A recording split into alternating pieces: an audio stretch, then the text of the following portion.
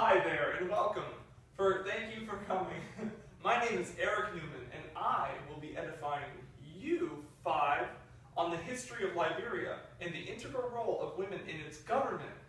So, Liberia was originally just a territory in West Africa, owned by some tribal leaders, but America decided, hey, we have too many slaves. We are uncomfortable with the amount of slaves that we have. So the American Colonization Society's solution that they developed in the early 1800s was to export ex-slaves back to Africa. Politicians and public figures at the time thought this was a really good idea because it gave them freedoms they never had, and it satisfied their political agendas, and it gave them the added bonus of getting rid of all the black people that they hated. So these tribal leaders did not want to sell their land, but an American lieutenant going by Robert Stockton coerced one of them to sell a parcel. He probably did this in a very nice way. Other colonization groups got the idea and decided to follow the same plan and abandoned thousands and thousands of slaves that eventually declared independence, although we did not recognize their political independence until the 1990s. Oh. So, now they're a country, but they're facing many problems. One of them is the area has no infrastructure. Nothing's prepared for them. They have no knowledge of the local flora and fauna. Diseases like yellow fever are rampant because they also are very low skilled, even though they have more skills than the indigenous people. Also, the indigenous people were not too happy about them being there.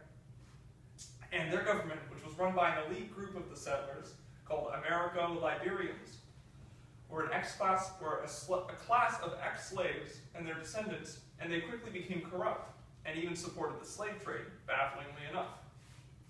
A man by the name of Samuel Doe led rebel groups into the capital and killed the president and his surrounding government officials. After overthrowing the government in a bloodbath and a coup d'etat, Doe ran the government himself, which he christened the People's Redemption Council. This council was authoritarian and racist, and encouraged the censorship of media and killing of different peoples in the areas. There are a lot of ethnic groups and a lot of wars that could break out. However, after falsifying election results and causing a few too many ethnic battles, Doe's governmental system was doomed.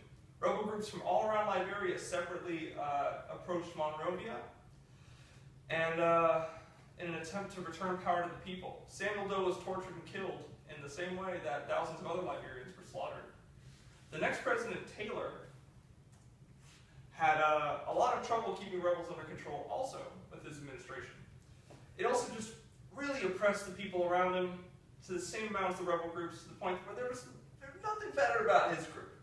A bloody and long civil war ensued between rebel groups and the government, and here's where the women come in. Women were forced to fight alongside the men where able, but they were also raped and murdered, forced to watch what Lema Gabawi, the leader of the Women of Liberia Mass Action for Peace movement, called men executing their families, women used as sex slaves and fighters, their husbands and fathers taken away. In most instances, these men were hacked to pieces.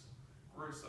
Gabawi serves as a feminist icon to all. She created a movement that would end the war and bring some stability to both government and people.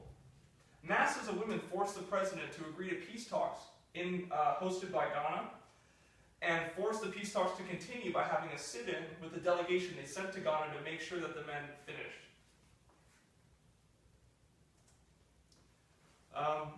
This ultimately led to the end of 14 years of violence and one of the worst instances of ethnic cleansing we know of.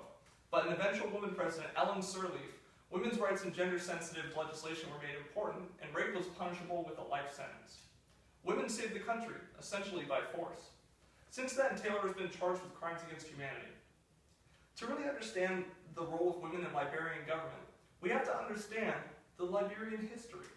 And much of that history is connected to our history, as I'm sure many of you didn't even know. Thomas Jefferson himself helped fund the ACS, American Colonization Society's attempts to put slaves in Liberia. This cruel displacement of people led to political and social unrest and ultimately caused 14 years of violence. Women had no rights, but when they took power and forced the government to listen, they ended violence and immediately began working toward gender equality.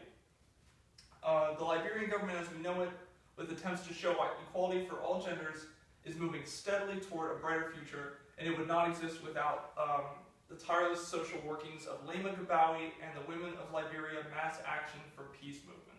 This amazing display of unity is empowering and inspiring. My name is Eric Newman, and thank you so much for listening. Do you have any questions about this amazing occurrence in history?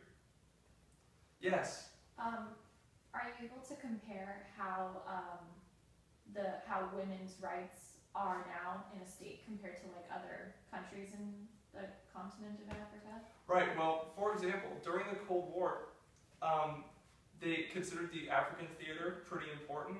So American presidents really supported their brutalist regimes.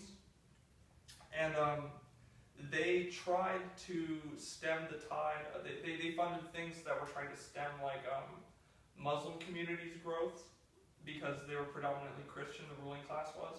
So there are some different women's rights values among those two groups. So they did try to change the core of women's rights values before women came to power in the country through funding. Yes?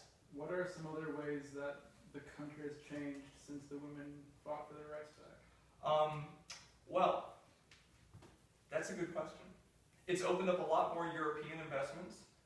The Free Port of Monrovia, so it's called, that started in World War II, which was before the women came to power, but the women, once they were in power, expanded the rights, the trade rights of the country, and have done a lot to improve its standing on the world stage. How many women did it take for the stand-in? Oh, that's a really good question. I heard that there were only 200 women at that stand-in. The 200 women went to Ghana and forced